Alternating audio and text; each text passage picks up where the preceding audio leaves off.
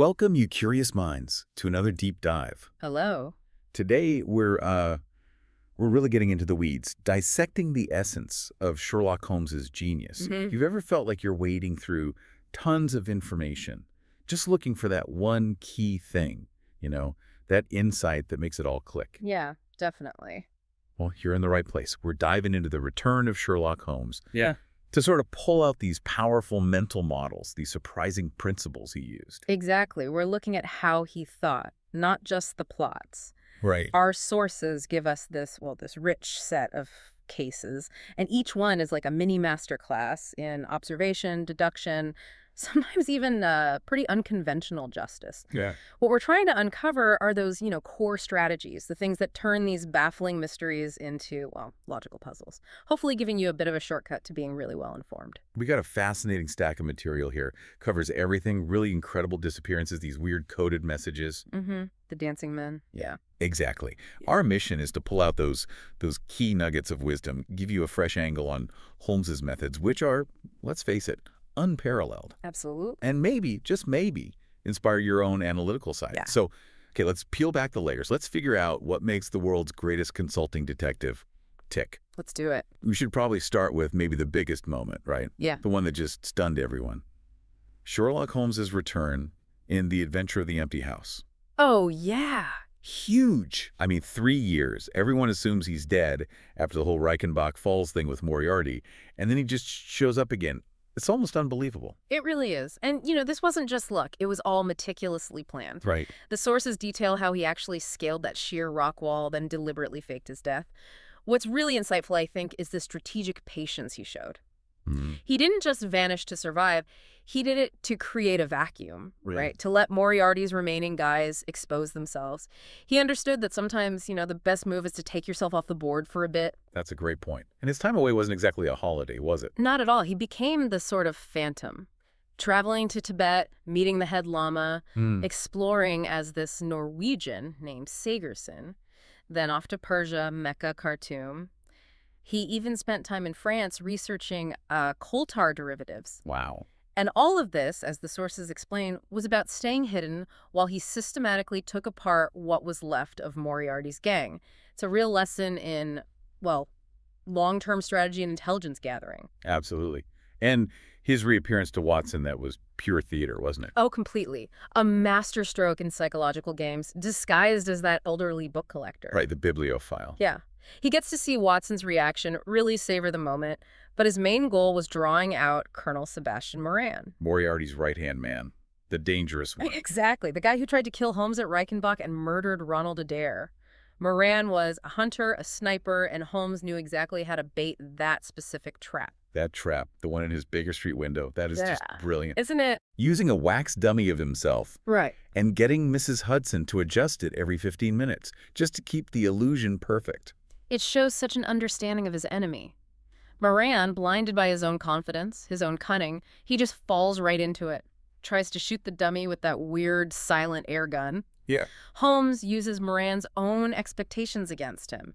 It's a powerful lesson, really, in predicting behavior and using misdirection. Okay, let's pivot a bit. Let's talk about those cases where the facts seem, well, almost too clear.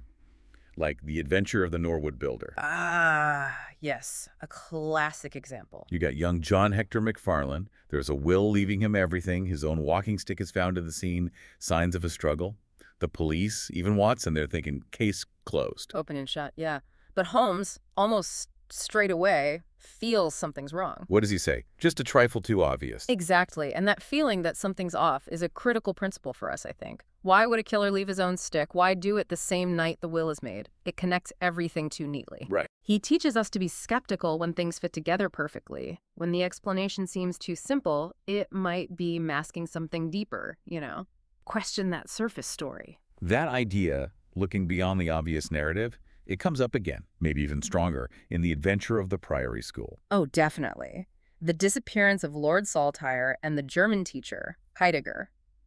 Baffling case. The clues seemed really thin on the ground, didn't they? Yeah. But Holmes spots this inconsistency. He does. And the crucial clue, it turns out, is bicycle tracks on the moor. Okay. He notices one track is deeper than the other, which tells him not just the direction they were going, but that the writer was really pushing it, like sprinting. Hmm. But the really clever bit is his observation about cow tracks. There are cow tracks all over, but no actual cows anywhere nearby on that part of the moor. Huh. So what's that about? It's what we might call deduction by omission, paying attention not just to what is there, but what isn't there, and asking why. It's a missing piece.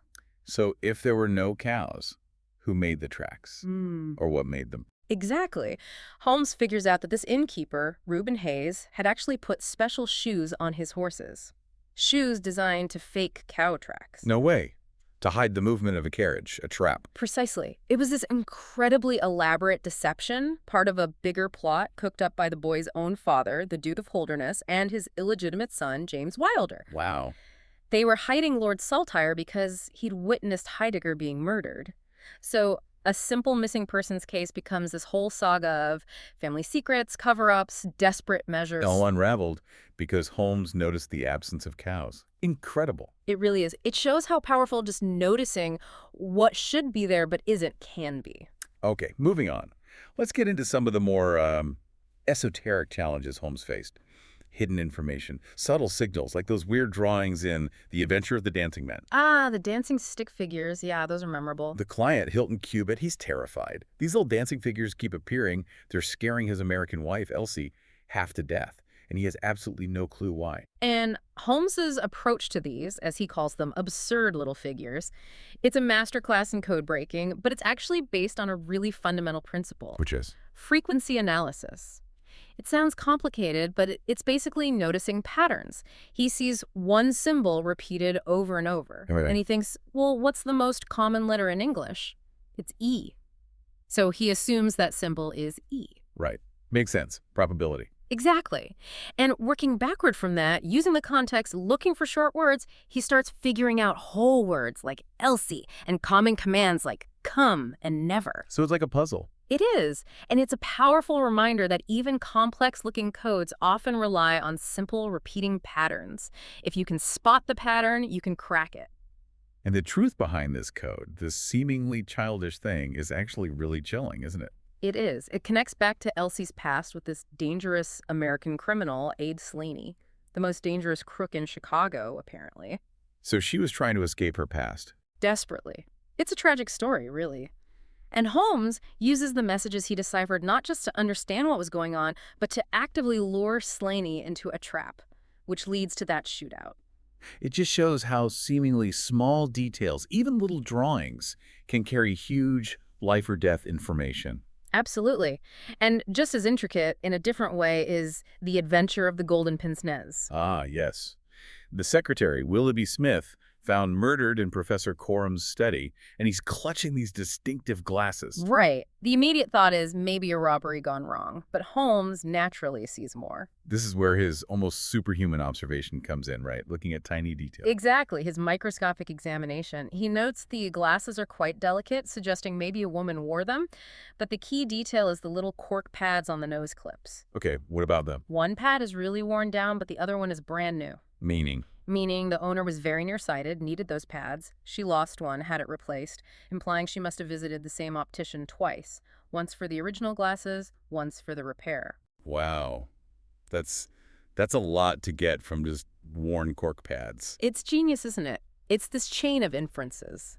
Each deduction builds precisely on the one before it. He turns these tiny physical details into a whole narrative, a history. And this tiny detail about the glasses, it unravels this massive conspiracy. It really does. Connecting the dots.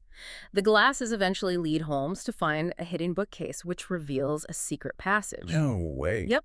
And the real culprit, Anna, a Russian revolutionary, turns out she's the professor's estranged wife. So why was she there? She'd come back secretly to get a diary. Information in it could save her friend Alexis from the Russian government. It's an international affair.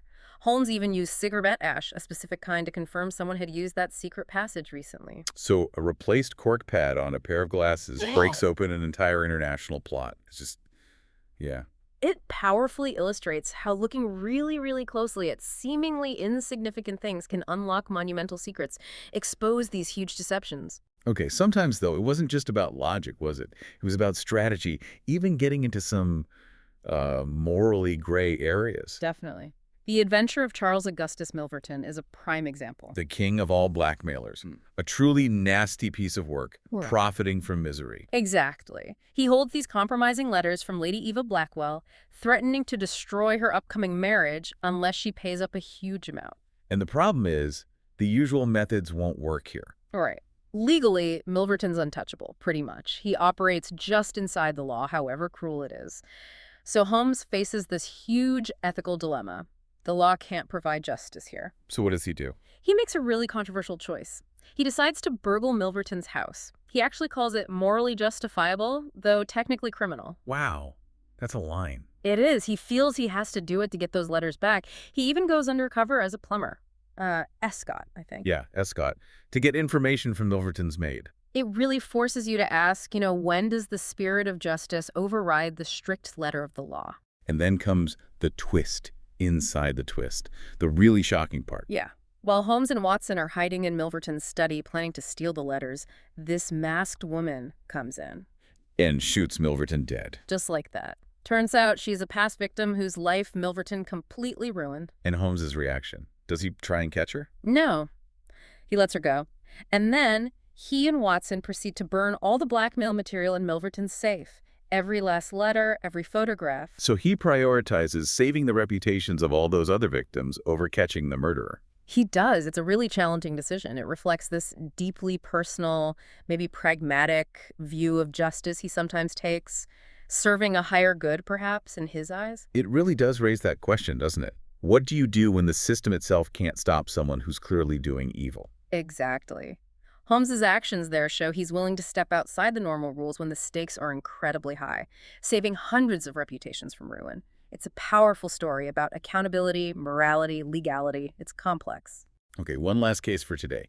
The Adventure of the Six Napoleons. This one starts off just plain weird. Utterly bizarre, yeah. Someone is going around systematically smashing plaster busts of Napoleon. Just breaking them for no apparent reason. And then it escalates to murder an Italian man. Pietro Vannucci is killed. Right. And the question is just, why? Why smash these cheap statues? It seems completely irrational. But Holmes, of course, suspects there is a rational motive behind the seemingly senseless acts. He figures it out pretty quickly, actually. It's not about destroying the busts themselves. It's about something hidden inside one of them. Ah, okay. Something valuable. Immensely valuable. The key fact, the surprising discovery, is that the person doing it, Beppo, used to work as a sculptor at the factory where those busts were made. Okay, so So while he was fleeing the police for some other crime, he quickly hid something inside one of the busts while the plaster was still wet, and that something was the famous, incredibly valuable Borgia pearl. the Black Pearl of the Borgias. So Beppo gets out of prison. And his one goal is to find that pearl. He has to track down all 6 busts that were made in that batch, because he doesn't know which one has it. And he has to smash them to find out, which Yeah. eventually leads him to kill Pietro Vannucci. Who turns out to be his brother, or maybe some kind of confederate in the original theft, a dispute over the pearl, perhaps? Wow. Holmes's ability to connect that seemingly random vandalism to a hidden gem, a past crime, this whole network. It's just astounding. It really is. It's a fantastic lesson in looking past the surface action, the smashing bust, to figure out the hidden objective, the real goal underneath. So, wrapping this up, our deep dive into these cases, it really highlights how this incredible mind, Holmes's mind, could cut through all the noise, all the chaos, and find clarity. Surprising clarity often. Yeah, from fake deaths, hidden identities, secret codes, these deep moral questions, Holmes just consistently shows that the truth is so often hiding in the details, especially the details everyone else just walks past. Or dismisses as unimportant. Exactly. And what's really fascinating, I think, is how often the obvious answer is the wrong one, the thing designed to mislead you. Right. Holmes pushes us, really, to look deeper, to question our first assumptions, and to think about the human motivations behind it all, no matter how strange they seem. It's basically a blueprint for critical thinking. And it makes you think, doesn't it? Mm-hmm. How many times in your own life, maybe, could some tiny detail hold the key to understanding a much bigger picture? Mm-hmm. How could using that Holmesian mix of, super close observation, logical deduction, and a bit of psychological insight help you figure out your own mysteries at work, at home, just understanding the world? It's applicable everywhere, really. And perhaps the most provocative thought to leave with is about those moments, like with Milverton, Yeah. where the strict rules, the letter of the law, maybe don't quite align with the deeper spirit of fairness or justice. It leaves these incredibly complex choices in the hands of people who can see that bigger picture, that larger truth. That's a really interesting point to ponder. Well, that's all the time we have for this deep dive. Been fascinating. We really hope you've enjoyed this journey into the mind of, well, the world's greatest detective. Keep observing, keep asking questions, and you might just have your own aha moments. Turn that complexity